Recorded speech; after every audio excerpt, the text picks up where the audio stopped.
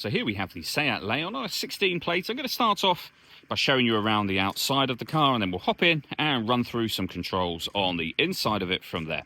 From the outside, you can see it's a 5-door car with alloy wheels. We're going to start off inside the boot area first of all. As we approach the back of the car, you can see we have reversing sensors, plenty of boot space as well, along with that 60/40 split folding rear seat, should you wish to increase this space even further again. Okay, so we're just going to work our way back around to the front of the car, and as I mentioned, we'll then hop in and run through some controls on the inside of it from there. Just briefly before we climb in, I think it's well worth seeing the interior from this exterior point of view. There's plenty to run through on the dashboard, so let's hop in and we'll do that now. Okay, now that we're inside the car, we're going to start with the dials first of all. Over on that left-hand side, we have the rev counter and coolant temperature gauge. On the right-hand side, the speedometer and fuel gauge. In the centre, you can see the total miles on this particular car are 61,911 down in that bottom left-hand corner. In the centre of that screen, we have a digital readout for the speedometer currently being displayed. We're on the driving data menu at the moment, so lots of bits of fuel economy, trip computer information. There are other menus available to you as well, and you can see me cycling through those now. The driving data one just there is where we started. The buttons I was using to do that are here and also here. We've got voice activation over there, which you can use once you paired your phone. On the left hand side, we have our stereo controls, further phone controls. Behind the steering wheel, the minus and plus pedals so that you can change up and down a gear manually with this automatic gearbox. Down to the right hand side, we've also then got our headlights. You can see this car's got auto headlights, front and rear fog lights as well. And to the left hand side of the steering wheel, we have cruise control on this stalk just here. In the center, you'll then find the main touchscreen. So there's a few physical buttons down the left and right hand sides.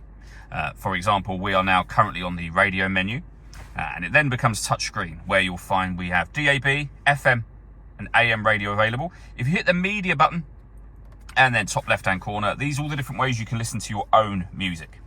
And they include, as you can see, Bluetooth audio. So not only can you make and receive phone calls, you can also stream your music wirelessly once you paired your phone, which is done here by hitting find telephone and then following the instructions on screen from there. We've got voice activation as well. Satellite navigation, really nice clear color display. It's a very easy system to use. You've got various different options down the bottom here. For example, you can open and close this panel. You can store any given address, so that's our address here, and of course you can start your route guidance down that bottom right hand corner. We can have traffic reports available, of which there are none at the moment here.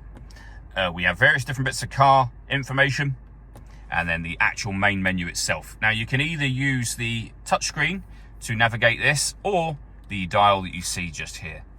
Working our way down from there, we have dual zone climate control.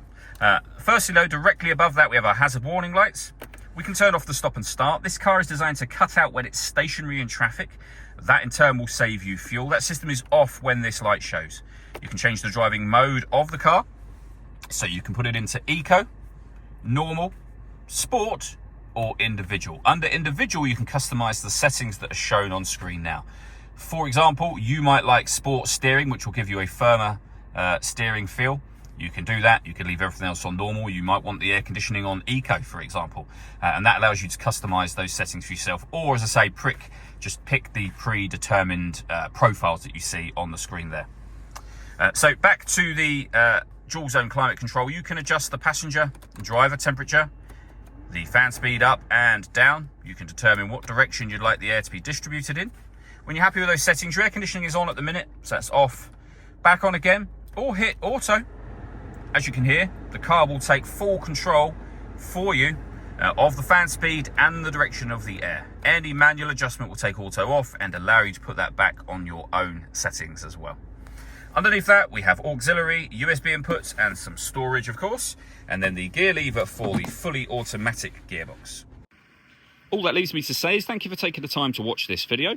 If you'd like to come and see the car for yourself and have a test drive, please feel free to give us a call here at Surrey Specialist Cars. We'd love to hear from you soon.